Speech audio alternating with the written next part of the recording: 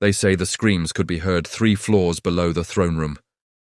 On a frozen January morning in 1450, 2 men were dragged through the gates of Blackness Castle, their wrists bound with iron chains that had already cut deep into their flesh. One was Alexander Livingston of Fielder. The other was Robert Livingston, Comptroller of Scotland. Both had once controlled the kingdom. Now they would die for it. But before the executioner's blade fell, they would confess to crimes they may never have committed. And the methods used to extract those confessions would become Scotland's darkest secret. This is the story of the Livingston Dynasty, a family that rose from minor nobility to control a king, manipulate a kingdom, and orchestrate one of history's most infamous murders. What happened behind the stone walls of Edinburgh Castle in 1440 would inspire the Red Wedding in Game of Thrones. But the real story is far more disturbing, because unlike fiction, these victims were real. The torture devices were real, and the blood that soaked the castle floors took centuries to wash away. You're about to discover how a single family seized power through a mother's imprisonment, maintained it through a child king's captivity, and lost everything when that king grew old enough to remember. The Livingstons didn't just participate in medieval politics. They weaponized childhood trauma, turned royal guardianship into hostage-taking, and proved that in 15th century Scotland, the most dangerous place you could be was at the dinner table. For 10 years, the Livingston family controlled Scotland's destiny. They appointed themselves guardians of a 9-year-old king. They imprisoned the Queen Mother in her own castle. They stood by as teenage nobles were executed during a feast that would be remembered for 6 centuries. And when their power finally collapsed, the torture methods used against them revealed just how brutal medieval justice could be. The thumbscrews, the Spanish boot. Sleep deprivation that lasted for days until the mind shattered like glass. These weren't myths or exaggerations. They were official judicial procedures, carefully documented, coldly administered. This is what really happened in the Livingston Court. And I promise you, the truth is more disturbing than any throne room drama could ever be. Scotland in 1437 was a powder keg waiting for a spark. King James I lay dead, assassinated in a Perth monastery, stabbed 16 times by conspirators who thought they could seize the throne. His 6-year-old son, James II, suddenly found himself the most valuable piece on Scotland's chessboard. And Alexander Livingston was about to make his move. Livingston was nobody special, not yet anyway. He controlled Stirling Castle, a strategic fortress that sat like a crown jewel in the heart of Scotland, but he was essentially middle management in the feudal hierarchy. His family had served Scottish kings for generations without particular distinction. They were loyal, competent, forgettable. That was about to change forever. When James I died, power theoretically passed to his widow, Queen Joan Beaufort. She was English nobility, granddaughter to John of Gaunt, and she understood court politics the way a chess master understands pawns. She quickly married James Stuart, the Black Knight of Lorne, consolidating her position as regent for her young son. She controlled the boy king. She controlled the royal seal. She controlled Scotland. Or so she thought. Alexander Livingston watched all this from Stirling Castle and saw opportunity where others saw authority. He understood something fundamental about medieval power that the Queen Mother had forgotten. Possession is everything. It doesn't matter who has the legal right to rule if someone else physically controls the ruler. And so, on August 3rd, 1439, Livingston executed the most audacious power grab in Scottish history. The Queen Mother made a fatal mistake that summer morning.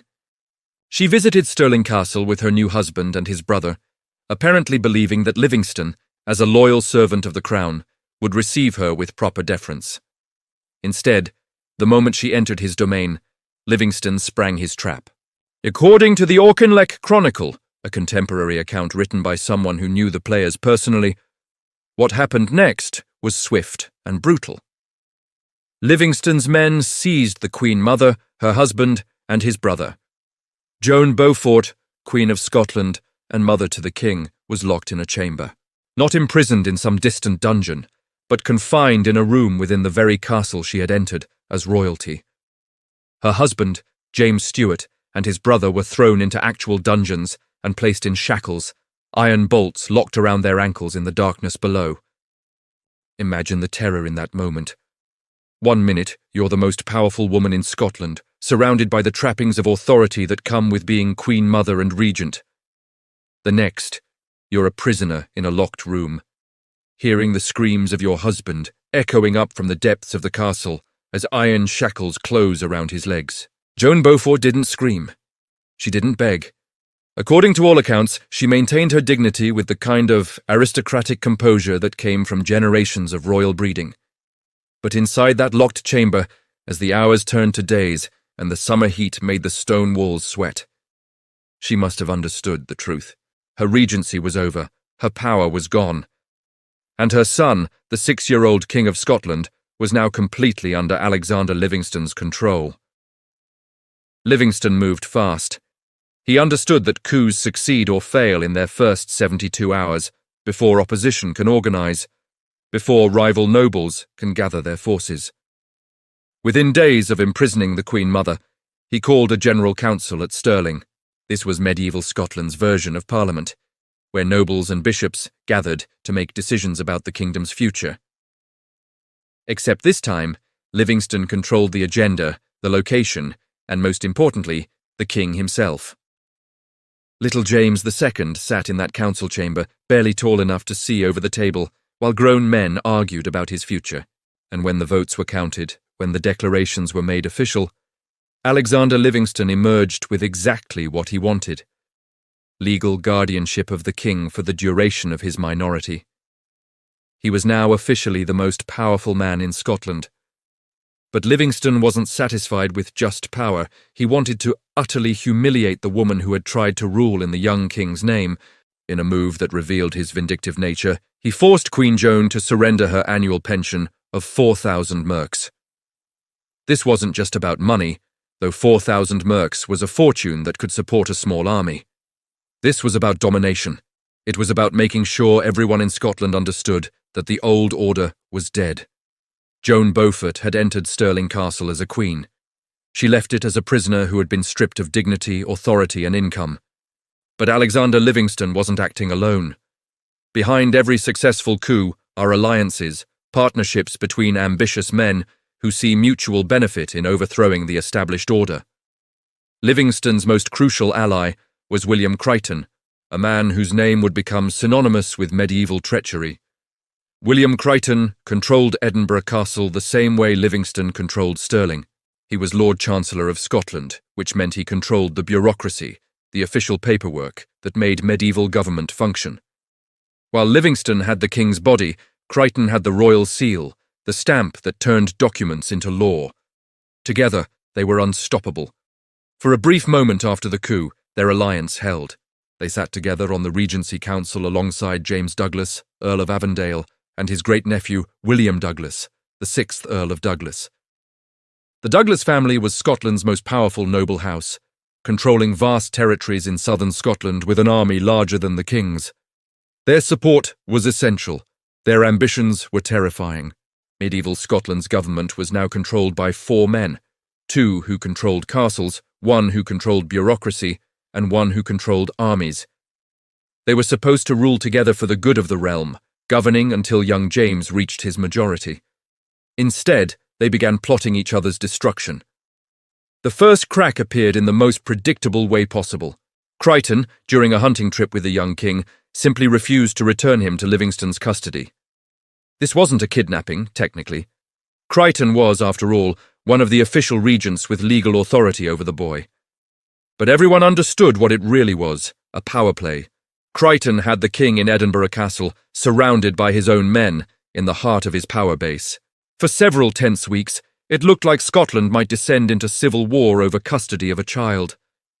Livingston gathered his forces. Crichton strengthened Edinburgh's defences. The Douglas family watched carefully, waiting to see which side would offer them more advantages. And then, surprisingly, they negotiated. The king was returned to Livingston's custody at Stirling. Crichton maintained his position as Lord Chancellor. The crisis was resolved without bloodshed, but the alliance was damaged. The trust between Livingston and Crichton cracked like a frozen lake in early spring. Both men now knew that their partnership was temporary, that eventually one would move against the other. For now, though, they had a bigger problem. William Douglas, the 6th Earl of Douglas, was 15 years old and growing more powerful by the day. His family controlled so much territory in southern Scotland that they were effectively independent rulers. The Douglas army could field more men than the king's forces. Their network of castles formed a virtually impregnable defensive chain, and the young earl had recently gained custody of his equally young brother David. Together, the Douglas brothers represented the greatest threat to anyone trying to control Scotland. Because here's what Livingston and Crichton understood. When James II reached his majority, when he turned 18 and could rule in his own right, he would need to deal with the overmighty subjects who had dominated his childhood. The Douglas family would be first on that list, but if the Douglases grew strong enough during the king's minority, they might simply push the king aside and rule Scotland themselves. This had happened before in Scottish history. Powerful noble families had overshadowed weak kings, turning monarchs into puppets. Neither Livingston nor Crichton wanted to spend years establishing control over the young king, only to hand power over to the Douglas family when James came of age. So they made a decision that would echo through history, that would inspire medieval ballads, Renaissance plays, Victorian novels, and eventually a fantasy television series watched by millions. They decided that the Douglas brothers had to die, and they would accomplish this through what medieval nobles called right hospitality, the sacred tradition that said a guest under your roof was under your protection. They would invite the teenage Douglas brothers to dinner at Edinburgh Castle. They would sit them at the high table, serve them the finest food and wine that Scotland could offer. And then, during the feast, they would execute them. This wasn't just murder. This was a violation of every code of honor that medieval nobility claimed to uphold. When you invited someone to dine with you, when you offered them bread and salt, you were making a sacred promise of safety. To betray that trust, to turn a feast into an execution, was to commit one of the era's most heinous crimes. They did it anyway, and they made the 10-year-old king watch. November 24th, 1440, Edinburgh Castle, the Black Dinner. History records the date with precision because everyone who witnessed it knew they were watching something that would never be forgotten. The Douglas brothers arrived with their guardian, Malcolm Fleming. They came in good faith, responding to an invitation from the king himself. Young James II had apparently requested their presence, wanted to dine with the most powerful nobles in his kingdom. How could they refuse their sovereign's invitation? The great hall at Edinburgh Castle would have been magnificent that evening. Torches blazed from iron brackets on the walls, their flickering light casting dancing shadows across stone.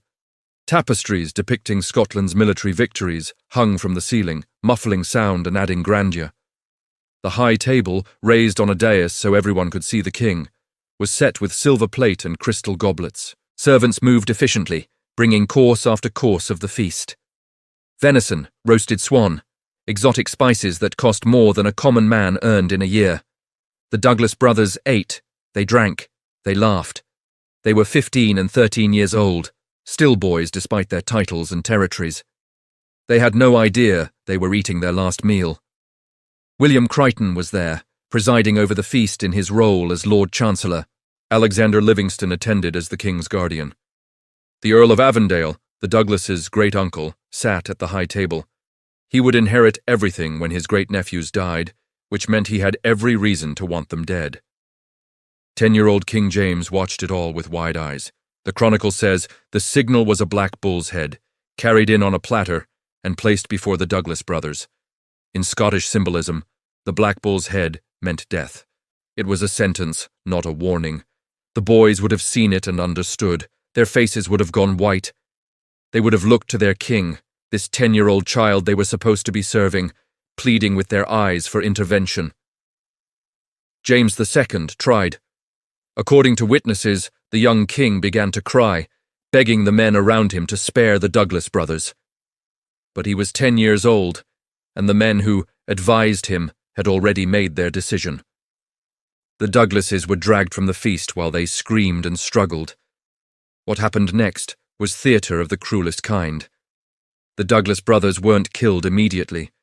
That would have been too quick, too merciful. Instead, they were subjected to what medieval Scotland called right execution, a a process designed to combine punishment with public spectacle. They were given a mock trial, hauled before a hastily assembled court where their crimes were read aloud. What crimes? The charges were vague, something about plotting against the crown, about growing too powerful, about threatening the realm. Everyone in that courtroom knew the real crime was being born Douglas, being too wealthy, controlling too much territory.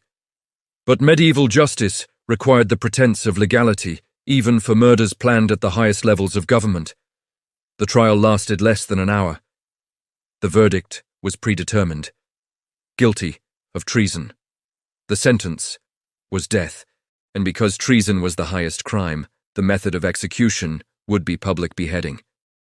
They were 15 and 13 years old. The executioner's block was set up in the castle courtyard. The entire court was forced to watch, to witness what happened to nobles who grew too powerful. This was the point of public execution in medieval times. It wasn't just about killing someone. It was about sending a message that would echo through the kingdom. The Douglas brothers died on that cold November day.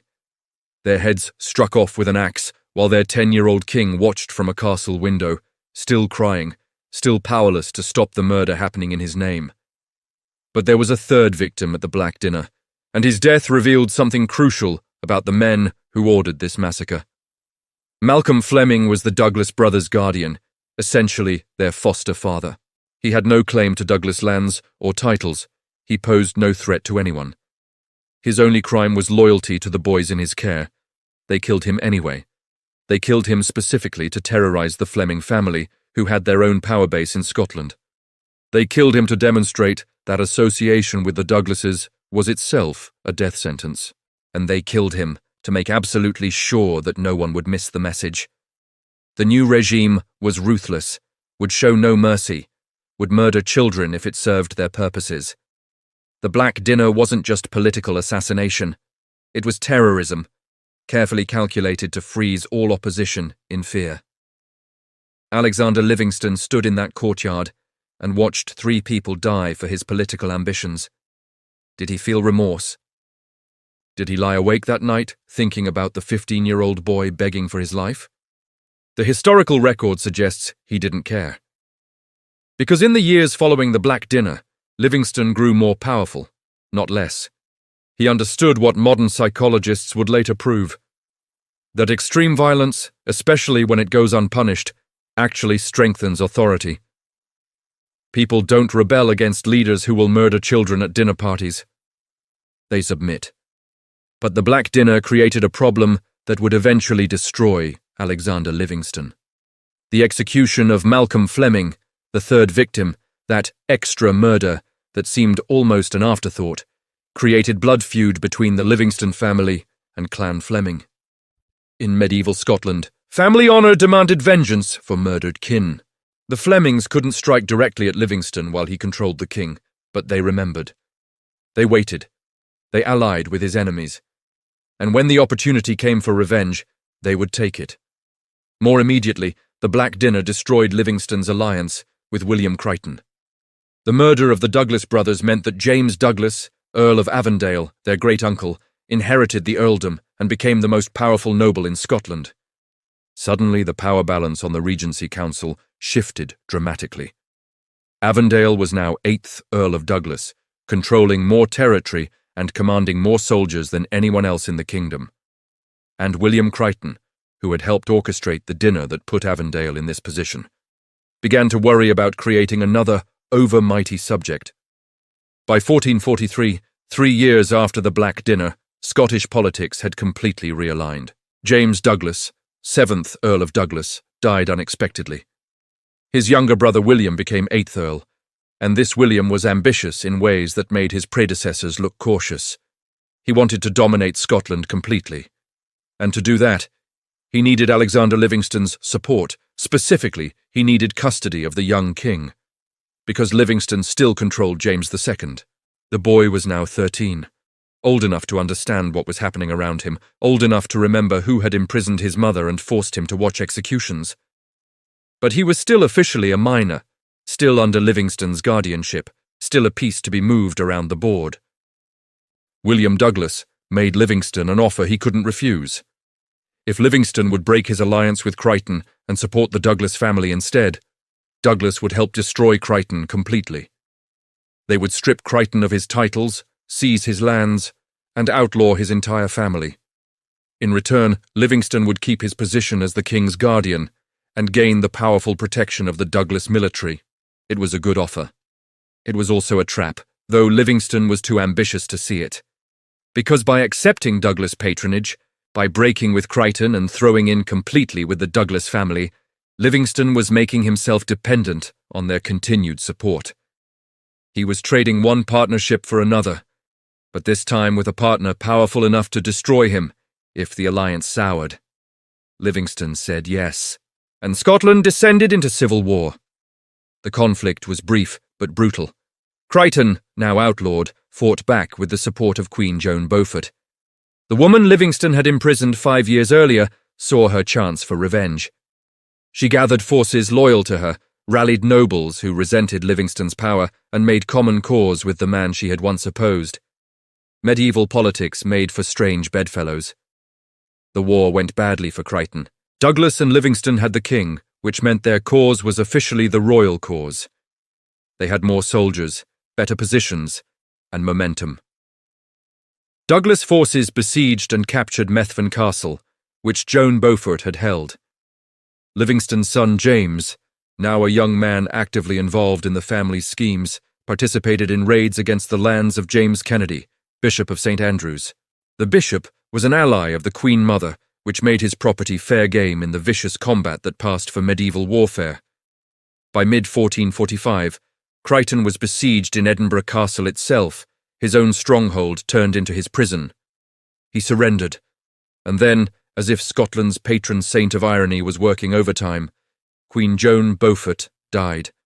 She had spent 5 years trying to recover from Livingston's coup, 5 years building alliances and plotting revenge, and she died at Dunbar Castle in July 1445, just as her enemy's power reached its peak. Livingston had won. He controlled the king. He had destroyed Crichton. He had the full backing of the Douglas family.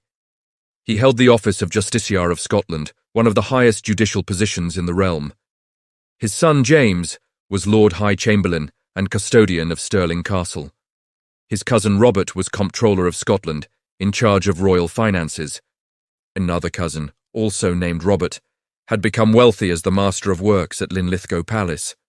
A kinsman named John held Doune Castle. The Livingston family, which had been minor nobility just 8 years earlier, now dominated Scottish government.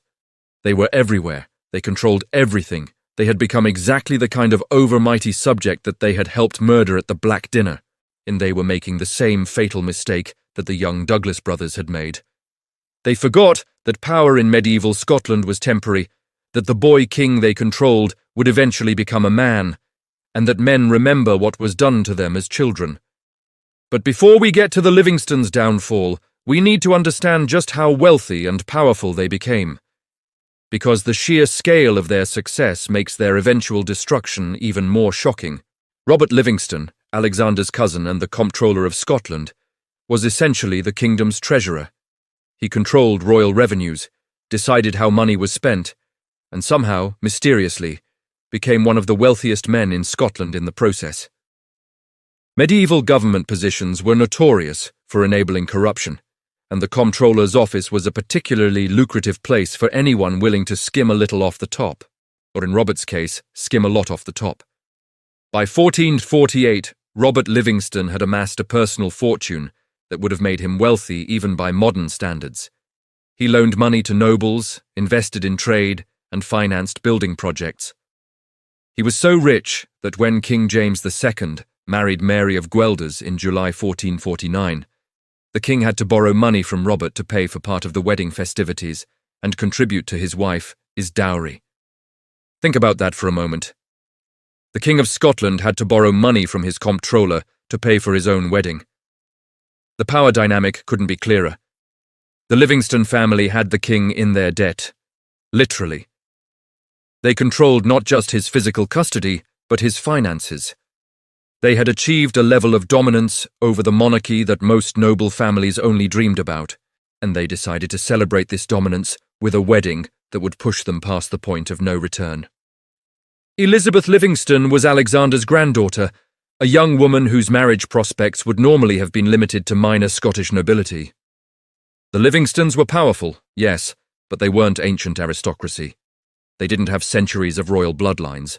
They were, at their core, jumped-up castle custodians who had gotten very, very lucky. So when Elizabeth was betrothed in 1448 to John MacDonald, Earl of Ross and Lord of the Isles, it was a marriage far above what the Livingston family had any right to expect. John MacDonald wasn't just any noble. He was essentially an independent ruler. The Lord of the Isles controlled the Hebrides and large portions of the western Scottish Highlands. His territory was so vast, his power so great, that English kings had occasionally tried to negotiate with him separately from the Scottish crown, treating him like a foreign monarch. For Elizabeth Livingston to marry into this dynasty was extraordinary. It was also incredibly arrogant. The wedding was celebrated in 1449 with festivities that must have seemed designed to offend everyone in Scotland who was unto Livingston. They weren't just celebrating a marriage. They were celebrating their triumph over the natural order, rubbing everyone's face in how far they had climbed. A contemporary satirical poem called The Buke of the Howlat was probably written about the Livingston family during this period. It's a vicious piece of work, using the metaphor of an ugly owl who borrows feathers from other birds to make himself beautiful. The message was clear. The Livingstons were pretenders, adorned with power and prestige that didn't rightfully belong to them. And like the owl in the story, they would eventually be stripped bare. The poem's author couldn't have known how prophetic those words would be. Because at the exact moment the Livingstons were celebrating Elizabeth's marriage, at the peak of their power when they seemed untouchable, the trap was closing. King James II was now 18 years old. In medieval terms, he had reached his majority. He was no longer a child to be controlled, but a king who could rule in his own right. And he had married Mary of Guelders, which meant he now had a queen, and the prospect of heirs, which meant the succession was secure. He didn't need guardians anymore. He didn't need the Livingstons. What he did need was money. Royal finances in medieval Scotland were always precarious. Kings received revenue from their lands, customs duties, and various feudal payments, but it was never enough for the expenses of running a kingdom. Wars were expensive. Castles needed constant maintenance. A royal wedding required lavish expenditure to maintain prestige, and James II's wedding had left him in serious debt. Specifically, he owed his comptroller, Robert Livingston, £930 Scots. In modern terms, that would be equivalent to millions. It was a staggering sum, more than the annual revenues of many Scottish earldoms, and Robert Livingston presumably expected to be paid back, with interest. James II looked at this debt and saw an opportunity. Why pay back money when you could instead seize all of Robert Livingston's assets, including the original loan amount? Why remain indebted to your servant when you could destroy him instead and take everything he owned? Medieval kings had a solution for subjects who became too wealthy: forfeiture and execution. You charged them with crimes, confiscated their property, and if they were particularly dangerous, you killed them to make sure they couldn't cause future problems. It was efficient, it was legal, in the sense that medieval law was whatever the king said it was. And it solved the debt problem permanently. But James II had a subtler plan than simple arrest and execution. He had learned from the men who controlled his childhood. He had watched them scheme and plot. He had seen how Livingston had imprisoned his mother by trapping her in Stirling Castle, and now he would trap the Livingstons using their own tactics. In September 1449, James sent Alexander Livingston himself, the patriarch of the family, and the man who had started this entire dynasty's rise to power, on an embassy to England. This was a great honor, exactly the kind of diplomatic assignment that a king gives to his most trusted advisors. Livingston went to Durham, proud to represent Scotland, probably believing that his family's position was unassailable. While Alexander Livingston was in Durham, King James II struck. On September 20th, 1449, the king ordered the arrest of almost every significant member of the Livingston family. Livingston's two sons, James and Alexander, his cousin Robert the Comptroller, 3 other male relatives, all seized in a single coordinated operation and imprisoned in Blackness Castle. Blackness Castle sits on a rocky promontory jutting into the Firth of Forth. It's shaped like a ship, with towers at bow and stern, and it was Scotland's most secure prison. Once you were locked in Blackness, you weren't getting out unless the king decided to release you. The Livingston men were thrown into its dungeons to await trial. The charges were vague but serious: embezzlement, corruption, abusing their positions for personal gain. The evidence was probably real. Medieval office holders routinely enriched themselves, and the Livingstons had been particularly blatant about it. But the real crime, the one everyone understood even if it wasn't written in the indictment, was the same crime that the young Douglas brothers had committed at the Black Dinner. They had become too powerful. They had overshadowed the king. And now they would pay the price. King James moved systematically to dismantle the Livingston power structure. Every family member who held a government position was dismissed. Livingston allies were removed from castles they controlled. The king's supporters, men who had waited years for opportunities to rise, suddenly found themselves elevated to positions the Livingstons had monopolized. It was a purge, medieval style, and it happened with stunning speed. Within weeks, the Livingston family went from controlling Scotland to being Scotland's most wanted criminals. The trial was held before the Parliament of Scotland in January 1450. Alexander Livingston's second son, the one who had been given Methven Castle as a reward for supporting the Douglas cause, stood before the assembled nobles and bishops. He was charged, he was convicted, he was sentenced to death. On January 21st, 1450, 10 years and 2 months after the Black Dinner, another execution took place in a Scottish castle. Alexander Livingston of Fielder was beheaded for his crimes against the crown. His body was buried in unconsecrated ground, the final humiliation for a medieval Christian. But he wasn't alone. Robert Livingston, the comptroller who had loaned the king £930, was executed the same day. The man who had become wealthy managing Scotland's finances died penniless, his entire fortune confiscated by the crown. His crime was officially corruption and embezzlement. His real crime was being wealthy enough to make the king feel poor. Their heads were struck off by the same executioner, probably using the same axe, the blade still wet with blood between executions. But the king wasn't satisfied with just 2 executions. He wanted Alexander Livingston himself, the patriarch, the man who had started everything by imprisoning the Queen Mother a decade earlier. Livingston was still in England, in Durham, when word reached him of his family's destruction. What he must have felt in that moment, learning that his sons had been arrested, that one had been executed, that his entire dynasty was being systematically destroyed, we can only imagine. He never returned to Scotland. Some accounts say he tried to come back in the last year of his life and was immediately imprisoned in Dumbarton Castle. Others suggest he remained in England, dying in exile, a refugee from the kingdom he had once controlled. Either way, when he died sometime between July and November 1451, he died knowing that everything he had built was ashes. The Parliament of Scotland formally forfeited Alexander Livingston in absentia. This meant that all his lands, titles and property were confiscated by the Crown. The Livingston family holdings, accumulated over a decade of political dominance, were redistributed to the king's supporters. It was the complete destruction of a noble house, the kind of comprehensive ruin that was meant to serve as eternal warning. But here's where the story takes an interesting turn, because medieval politics was never simple, and vengeance was never permanent. James Livingston, Alexander's eldest son, managed to escape from royal custody in 1451.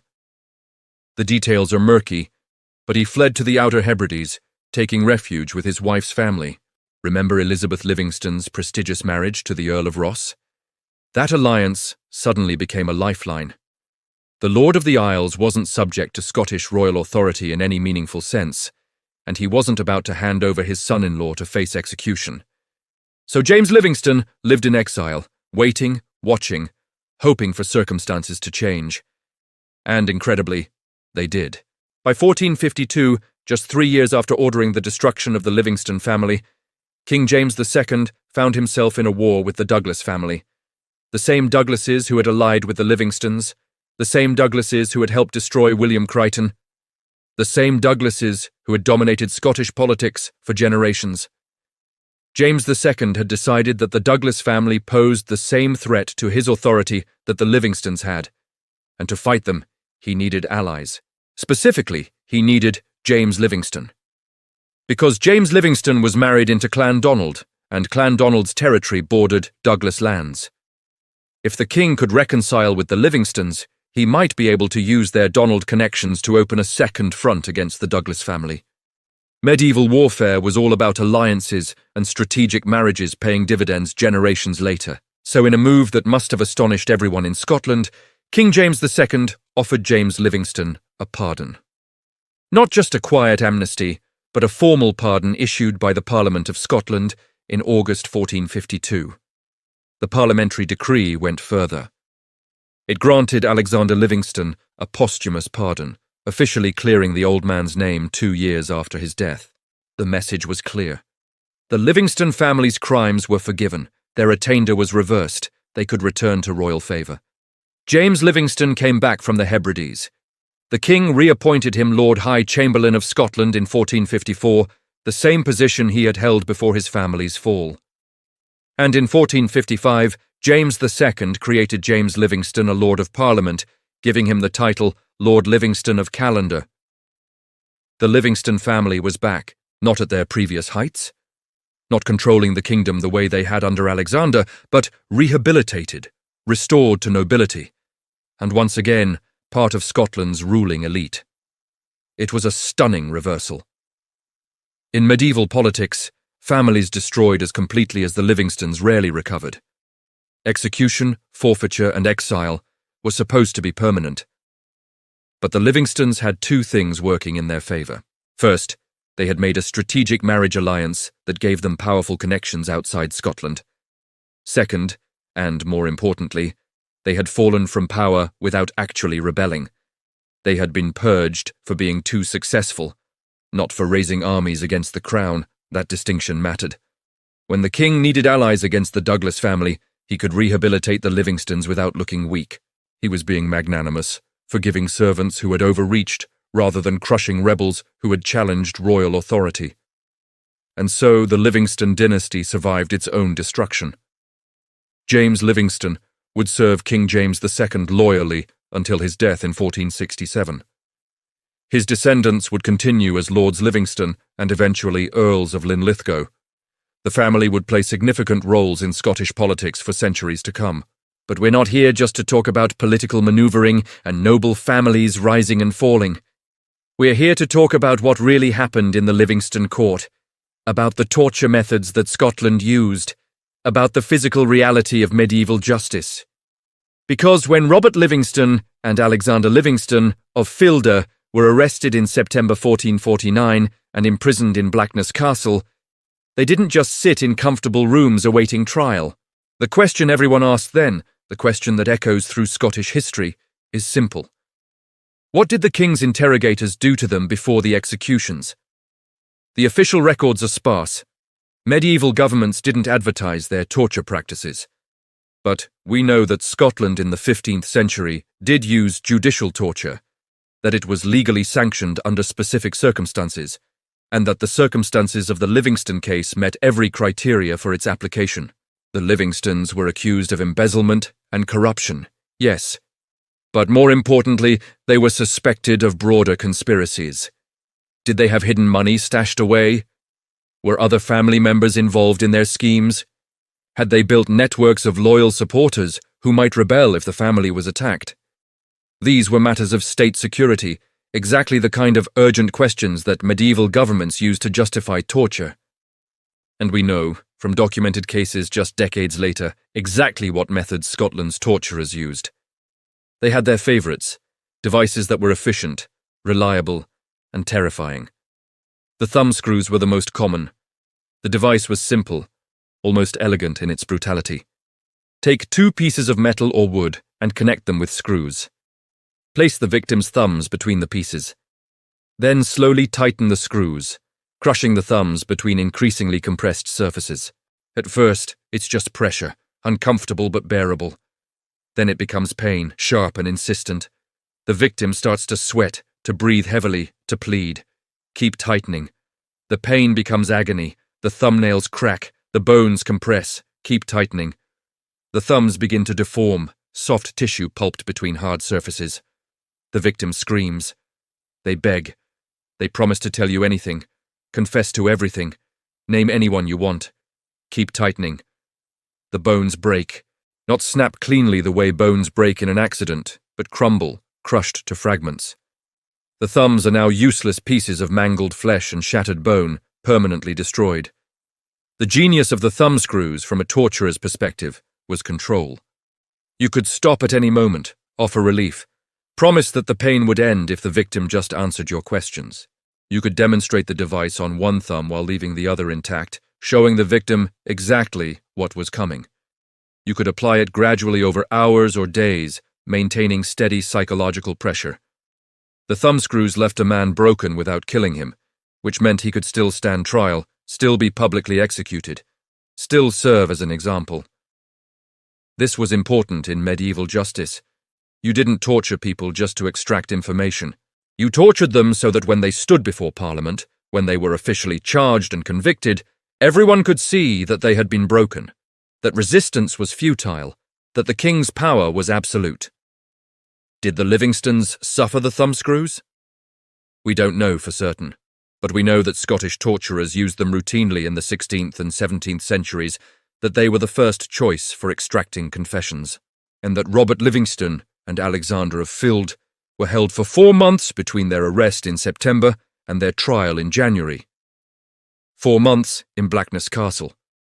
4 months for interrogators to work on them, to extract every detail of their finances, their conspiracies, their networks of support. The thumbscrews would have been the obvious choice for breaking them. But Scotland had another device, one that was far worse, reserved for the most dangerous criminals or the most important interrogations.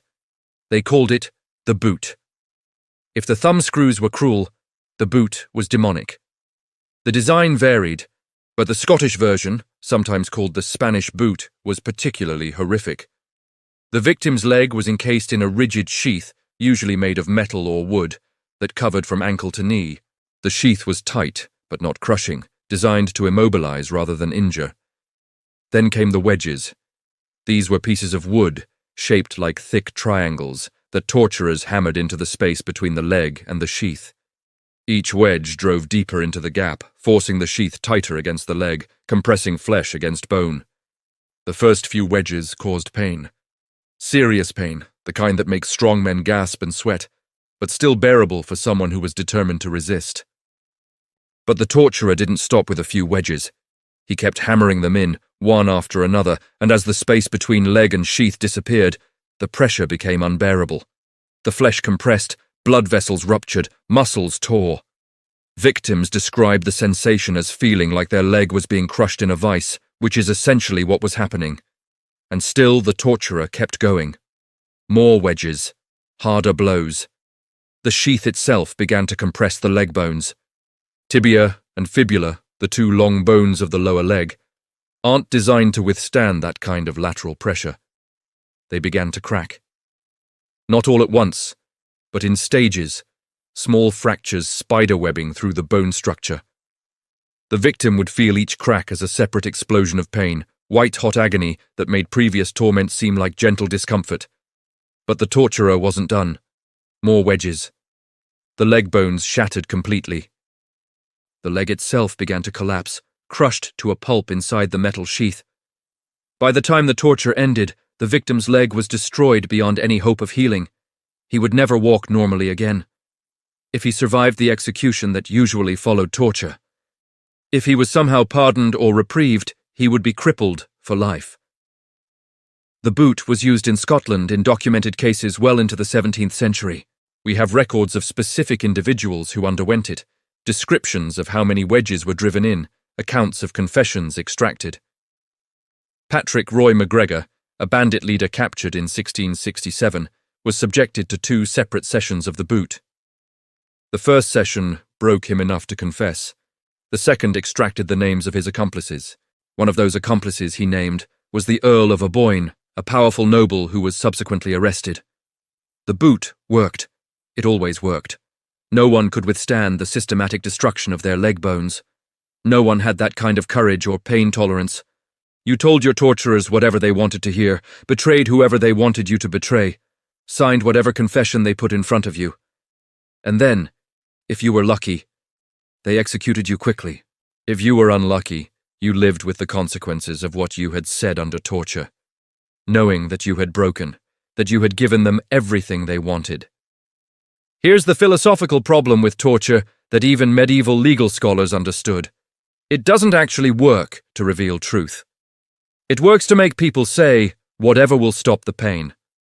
George Mackenzie of Rosehaw, a late 17th century Scottish lawyer, wrote explicitly about this problem. Some obstinate persons do oftentimes deny the truth, whilst others who are frail and timorous confess for fear what is not true. He understood that torture was unreliable, that strong-willed people might resist while weak people might confess to crimes they never committed.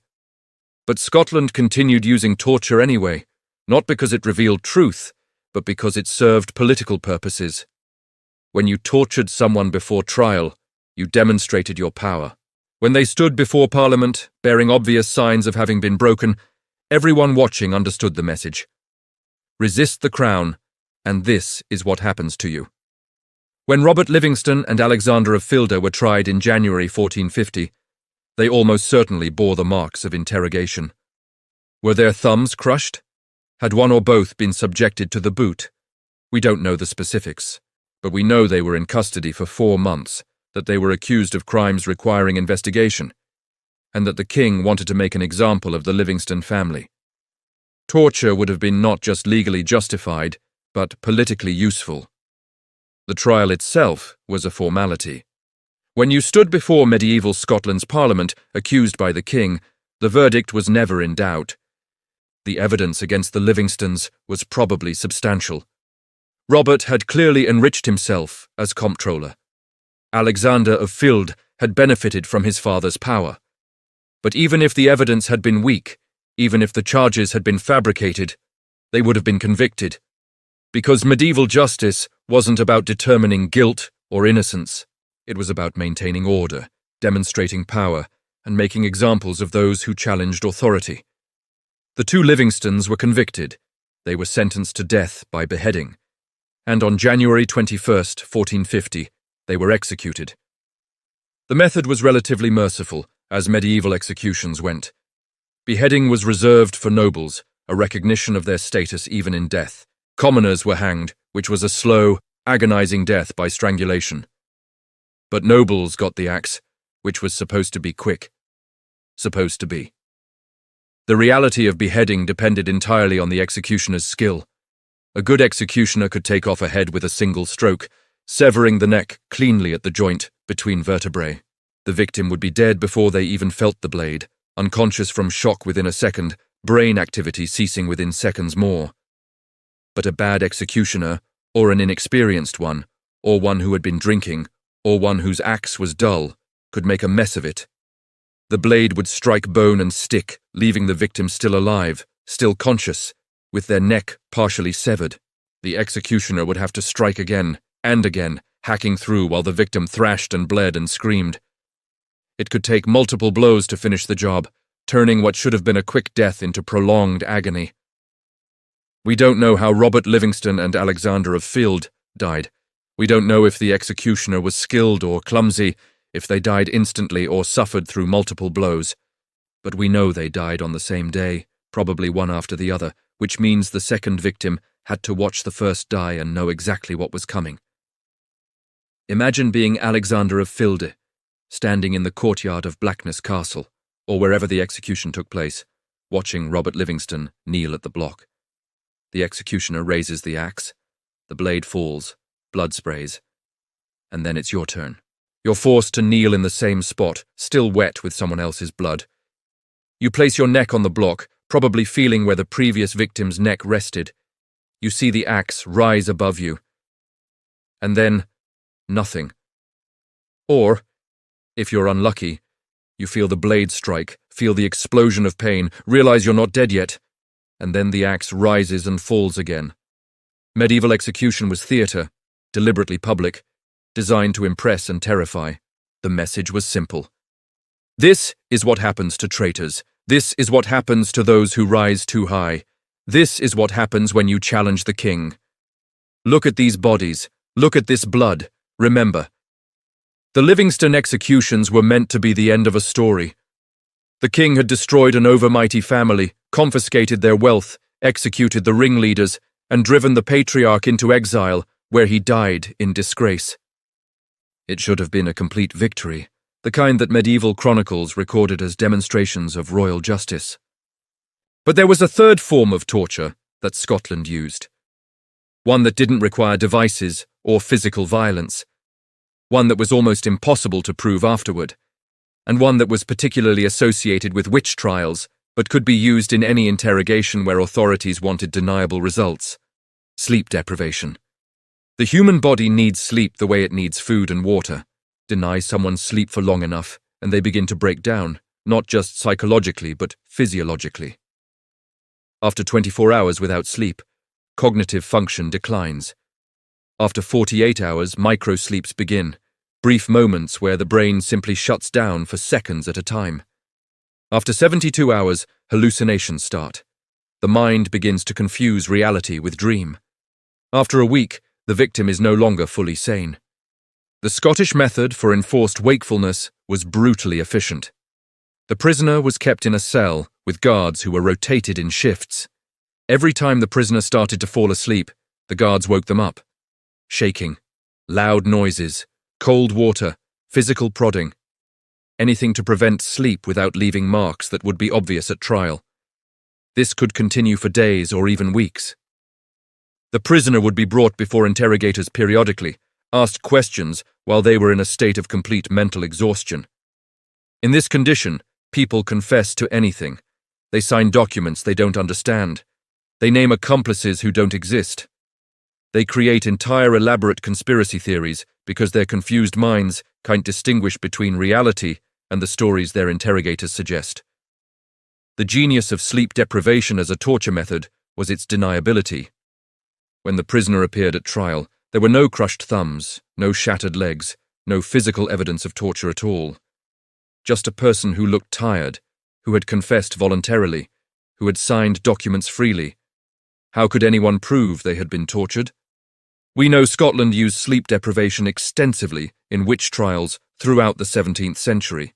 In 1643, a group of suspected witches in Pittenweem were kept perpetually awake on orders from the local kirk session until they confessed to witchcraft.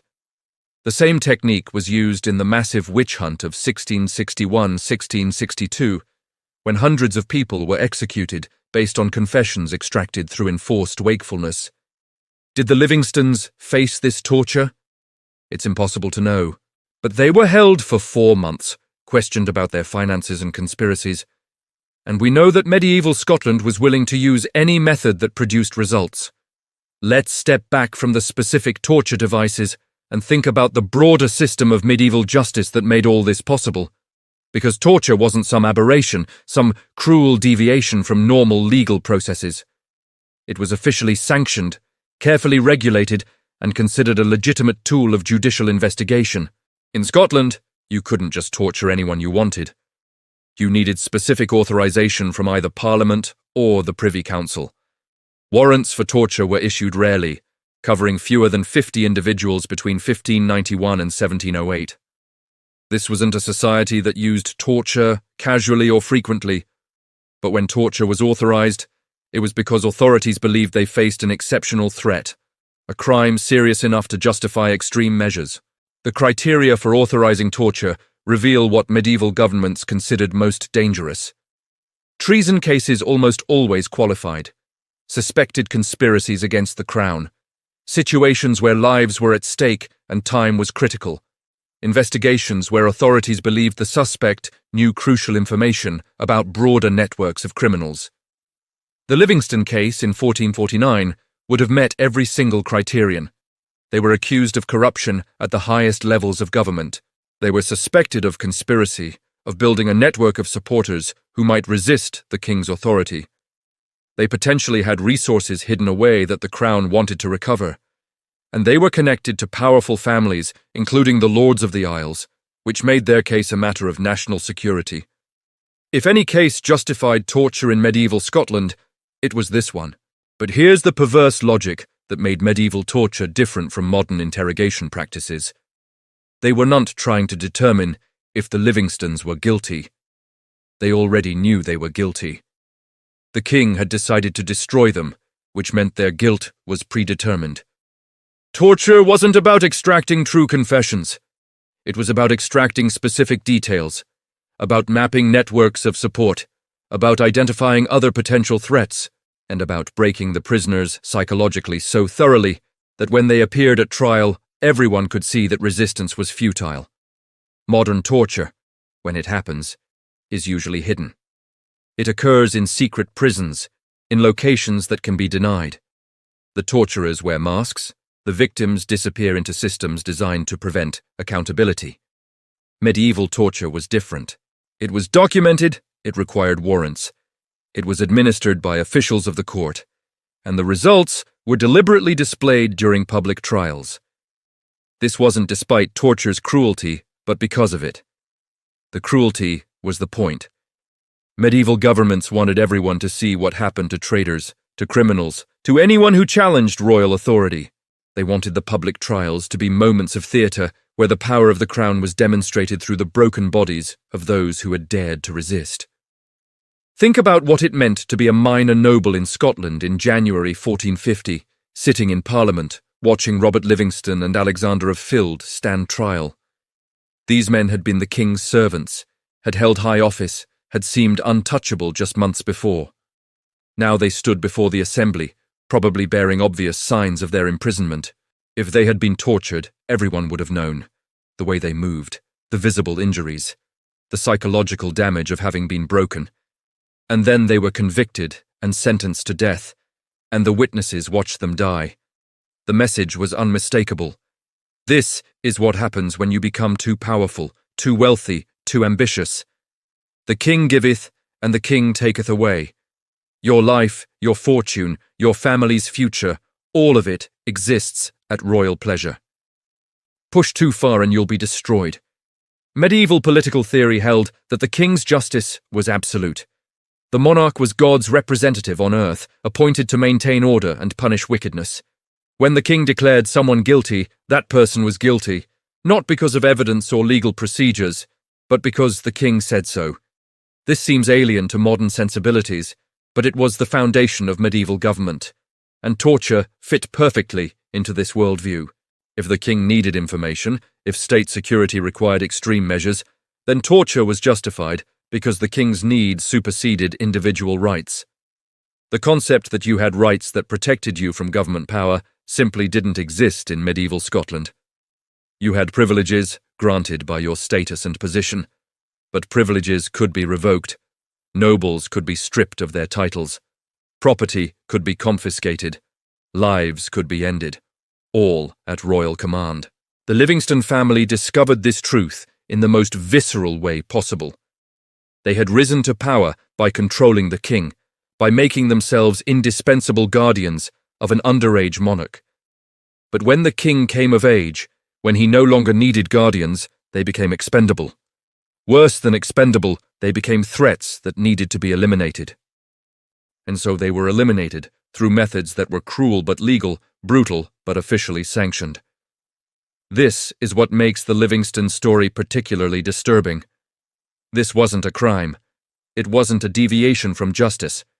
It was justice, medieval style, functioning exactly as it was designed to function. But let's return to the torture devices themselves because there's a historical question that needs addressing. Were these methods effective? Did they actually serve the purposes that medieval governments claimed? The answer is complicated. From a purely practical standpoint, torture was terrible at extracting true information. As George Mackenzie and other legal scholars recognized, people under torture will say anything to make the pain stop. They'll confess to crimes they didn't commit. They'll name accomplices who don't exist. They'll create elaborate false narratives if that's what their torturers want to hear. Modern research has confirmed what these medieval scholars suspected. Torture is one of the least reliable interrogation methods ever devised. People who are tortured don't give you truth. They give you whatever will end the torture. But medieval governments weren't really trying to extract truth. They were trying to break people, to demonstrate power, to terrorize potential opposition. And for those purposes, torture worked perfectly. When Robert Livingston stood trial, when he confessed to embezzlement and corruption, when he named other conspirators and revealed hidden assets, nobody cared whether his confession was true. They cared that he had confessed, that he had been broken, that the king's power had proven stronger than the Livingston family's resistance. The confession was theatre, a performance that demonstrated the proper order of things. And the torture that produced that confession, whether it was thumbscrews or the boot or sleep deprivation or some combination of all three, was the backstage preparation that made the performance believable. Here's another disturbing reality about medieval torture. It created a perverse incentive structure. If you were accused of serious crimes, if you were imprisoned and facing interrogation, you knew that torture was possible.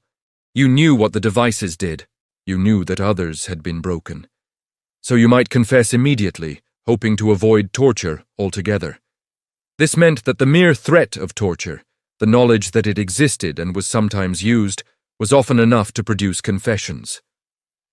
The torture chamber didn't need to be used constantly, it just needed to exist, to be a known possibility, and that possibility would shape behaviour.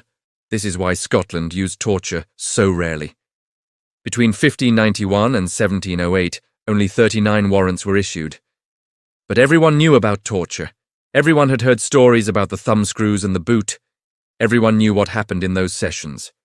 So when you were arrested for serious crimes, you didn't wait to be tortured. You cooperated, hoping that cooperation would be enough.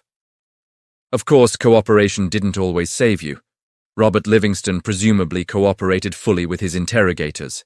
He probably revealed everything they wanted to know about the family's finances, their network of supporters, their plans and conspiracies. And then he was executed anyway, because the king had decided that the Livingston family needed to be destroyed as an example. This is the final cruelty of medieval justice. Even if you confessed, even if you cooperated, even if you gave them everything they wanted, you might still die.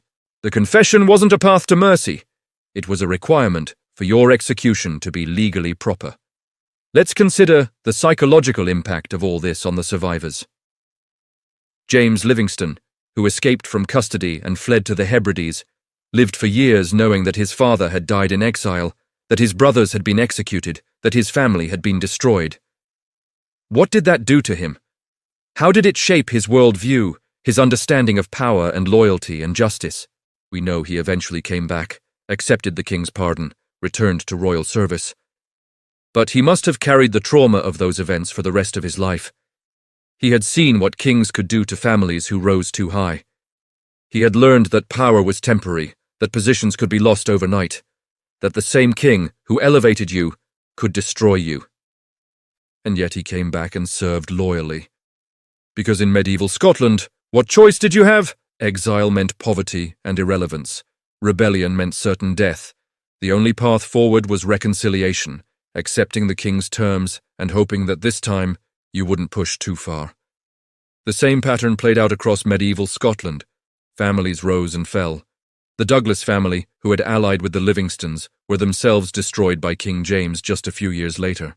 The king personally murdered William Douglas, 8th Earl, stabbing him during a dinner at Stirling Castle in 1452. Medieval politics was a cycle of violence, where families fought for power, won it temporarily, and then were destroyed by the very mechanisms they had used to rise. The torture methods we've discussed, the thumbscrews and the boot and sleep deprivation, these weren't unique to the Livingston case. They were used throughout medieval and early modern Scotland, tools that governments pulled out whenever they faced serious crimes or threats to security. Patrick Roy MacGregor in 1667, John Sproul and Robert Hamilton in 1680, accused of plotting to assassinate King Charles II. Countless suspected witches throughout the 16th and 17th centuries, all subjected to the same methods, the same devices, the same systematic breaking of body and mind. And here's what makes this history particularly relevant. These methods never really disappeared. They evolved, they were refined.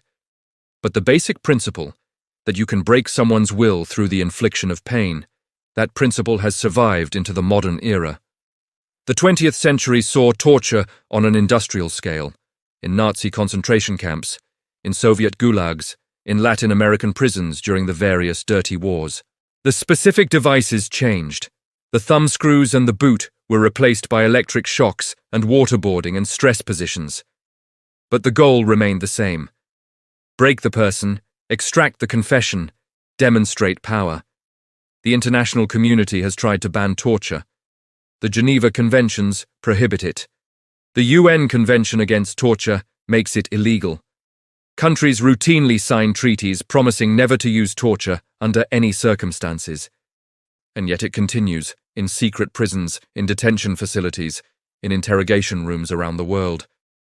We like to think we've progressed beyond medieval brutality. We point to cases like the Livingstons and say, look how barbaric they were back then, how cruel and unjust. And then we turn on the news and hear about enhanced interrogation techniques, about black sites, about prisoners held without trial and subjected to methods that would have been familiar to any Scottish torturer from the 15th century. The vocabulary has changed. We don't call it torture anymore. We use euphemisms like enhanced interrogation, or coercive questioning, or physical pressure. But when you deprive someone of sleep for days, when you place them in stress positions that cause excruciating pain without leaving obvious marks, when you subject them to psychological torment designed to break their will, you're using the same principles that Alexander Livingston's interrogators used in Blackness Castle.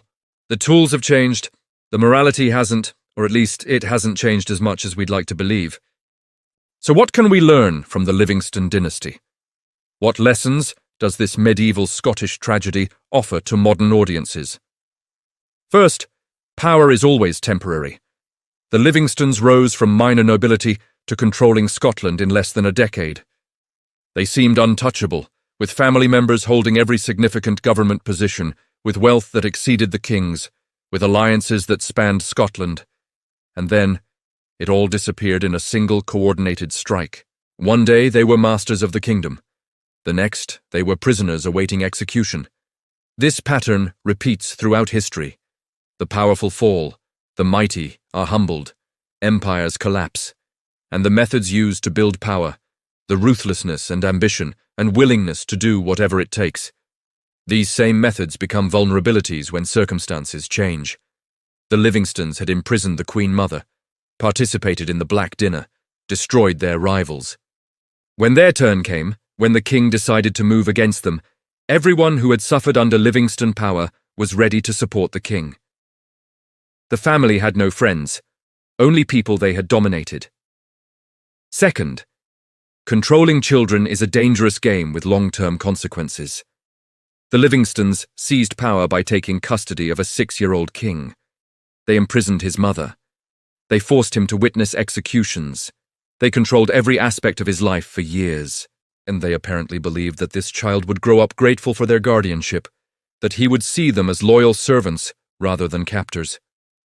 Instead, James II grew up remembering everything. He remembered his mother's imprisonment. He remembered the Black Dinner. He remembered being controlled, manipulated, used as a political prop. And when he gained power, he took revenge. The Livingstons had sown the seeds of their own destruction by traumatizing the very person who would eventually have absolute power over them. Third, extreme violence tends to perpetuate itself. The Livingstons participated in the Black Dinner, watching teenage boys executed at a feast. A decade later, the Livingstons themselves were executed, with methods that were possibly even more brutal. King James, who had been forced to watch the Black Dinner as a child, grew up to order executions of his own. The cycle of violence continued, with each generation learning from the previous one that murder was an acceptable tool of statecraft. This pattern is visible throughout human history. Violence begets violence. Torture justifies torture. Each atrocity makes the next one easier, more normalized, more acceptable. Fourth, legal frameworks that permit cruelty will always be abused. Scotland had rules about torture. You needed warrants. You could only use it in serious cases. There were supposedly safeguards. But in practice, when the king wanted someone tortured, the warrants were issued. When state security required extreme measures, the legal framework flexibly accommodated those measures. The rules didn't prevent abuse. They just formalized it, made it official, turned cruelty into documented procedure. This is relevant to modern debates about interrogation practices, about detention without trial, about the limits of government power. Any legal framework that permits exceptions, that allows extreme measures under certain circumstances, creates opportunities for abuse. Because the people making decisions about when those circumstances apply are the same people who benefit from using extreme measures. Fifth, and perhaps most importantly, dignity and humanity can survive even systematic attempts to destroy them. James Livingston escaped, lived in exile, and eventually returned to Scotland. He didn't become bitter or vengeful. He served the king who had destroyed his family. He rebuilt the Livingston name through loyal service rather than conspiracy. This suggests a kind of resilience that's remarkable. After everything that had been done to his family, after his father died in exile, and his brothers were executed, James Livingston chose reconciliation over revenge. He chose to move forward rather than remain trapped in the past. There's a lesson there about the human capacity for survival, for adaptation, for finding ways to live even after catastrophic loss. The Livingston Dynasty lasted for just over a decade at its peak. A single generation rose from obscurity to dominance and back to near destruction. But the family survived. The line continued. Descendants of Alexander Livingston would play significant roles in Scottish history for centuries. The family name became respectable again, associated with loyal service rather than dangerous ambition. In the long sweep of history, the Livingston crisis of 1439 to 1450 became just one episode among many, a cautionary tale about ambition and power. But for the people who lived through it, for Alexander and his sons, for Robert the Comptroller who died on the executioner's block, for James who fled into exile, it was everything. It was their entire world collapsing, their family destroyed, their lives ending in violence and pain. And that's the human reality behind medieval history. When we talk about political events, about coups and executions and dynastic struggles, we're talking about real people who suffered and died. The torture devices weren't abstract concepts. They were real objects, made of iron and wood, operated by real people who drove wedges into legs and crushed thumbs, and watched as strong men broke under the pain. The executioner's block where Robert Livingston and Alexander of Filda died was a real piece of wood, stained with blood, used over and over to separate heads from bodies. The dungeons of Blackness Castle, where the Livingstons waited for 4 months before their trial, were real rooms, cold and dark, smelling of mould and despair. This is what makes history worth studying. Not the abstract patterns of political development, not the grand sweep of societal change, but the individual human stories of people who faced impossible choices and tragic ends. Alexander Livingston made a choice in 1439 to imprison the Queen Mother. The choice set off a chain of events that led to the Black Dinner, to the deaths of teenage boys, to years of political instability, and eventually to the destruction of his own family. Did he understand the consequences when he made that choice? Did he ever regret it, lying in exile in England, knowing his sons had been executed? We'll never know. The historical record doesn't preserve his thoughts, his feelings, his private moments of doubt. We have the official documents, the chronicle accounts, the legal records. But we don't have the man himself, his interior life, his understanding of what he had done and what had been done to him in return. The same is true for all the players in this story. We know what William Crichton did, but not why he chose to participate in the Black Dinner, what moral calculations allowed him to watch children executed. We know that James II eventually became a strong king who unified Scotland and reduced the power of over-mighty nobles. But we don't know how watching the Black Dinner as a 10-year-old shaped his personality, what nightmares he had, what scars the experience left. We know that James Livingston survived and rebuilt his family's fortunes, but we don't know what it cost him psychologically, how he processed the trauma, what he told his own children about what had happened. History gives us the outline of the story, but the human details remain forever beyond our reach. And yet, We try to understand, to imagine, to connect with people who lived 6 centuries ago in a world radically different from ours. We look at torture devices in museums and try to comprehend the suffering they caused. We read about executions and try to imagine what it felt like to kneel at the block, to see the axe rise, to know that in seconds you would be dead. We can't really succeed. Our imaginations aren't sufficient to fully grasp medieval reality. But the attempt is worthwhile because it reminds us of something crucial. The past was real. The people who lived through it were real. Their suffering was real. When we talk about the Livingston Dynasty, about what really happened in the Livingston Court, about the torture methods that shock us, we're talking about real human bodies that experienced real agony. We're talking about a family that rose spectacularly and fell catastrophically within a single generation. We're talking about a political system so brutal that it could execute teenagers at dinner parties and torture suspects as standard legal procedure. Medieval Scotland was a place where power meant everything and mercy meant nothing, where ambitious nobles gambled their lives on political schemes, and where losing meant not just defeat, but total destruction. The thumbscrews and the boot weren't metaphors. They were actual devices that actually crushed actual human flesh and bone. The executions weren't symbolic acts. They were actual beheadings where actual blood soaked into actual stone. This is the final truth about the Livingston dynasty. It was real.